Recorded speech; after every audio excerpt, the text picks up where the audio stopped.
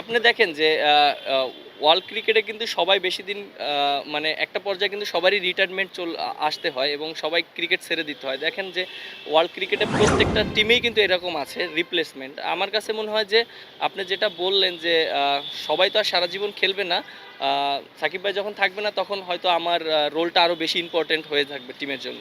একটা টিমে যদি আ ২ টা অলরাউন্ডার খেলে এটা টিমের জন্য অনেক অ্যাডভান্টেজ থাকে। আর যেহেতু আমার ব্যাটিংটা আ ভালো হচ্ছে।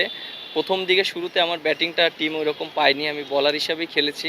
বাট এখন নিজে কন্ট্রিবিউট করছি, খুব ভালো লাগছে। আর অবশ্যই আ প্র্যাকটিস করতে হবে, কষ্ট করতে হবে। আর এটা আপনি ১-২ বছরে সম্ভব না। এটা লং টাইম ধরে ভালো খেলতে হবে। যদি আমি ইনশাআল্লাহ যেভাবে চলছে এটা যদি লং টাইম ধরে রাখতে পারি, তাহলে ইনশাআল্লাহ একদিন আশা করি যে অলরাউন্ডার হতে পারব। না, একটা টিমের এর আগেও আমি বলেছি, একটা টিমে যদি অলরাউন্ডার থাকে এটা টিমের জন্য অনেক অ্যাডভান্টেজ। আর যেহেতু সাকিব ভাই আমি দুজনই খেলছি, টিমের দুজনই ইম্পর্টেন্ট রোল প্লে করছে। সাকিব ভাইও বোলিং করছে এবং ব্যাটিং করছে। আমিও ব্যাটিং করছি, বোলিং করছি। বেসিক্যালি আপনি যেটা বললেন যে ৮ নাম্বার ব্যাটসম্যান হতে চাই না। কারণ ৮ নাম্বারে ব্যাটিং করা অনেক প্রেশার। কারণ ওইখানে আপনি দেখেন টিমের অনেক সিচুয়েশনে এরকম থাকে যে টিম অনেক ভালো খেলেছে তারপরে ৮ নাম্বারে আমার নামতে হয়। আবার দেখেন এমন সিচুয়েশন থাকে যে টিম সবাই ব্যাটসম্যানরা ফল্ট করেছে তখন আমার প্রেসারে ব্যাটিং করতে হয়।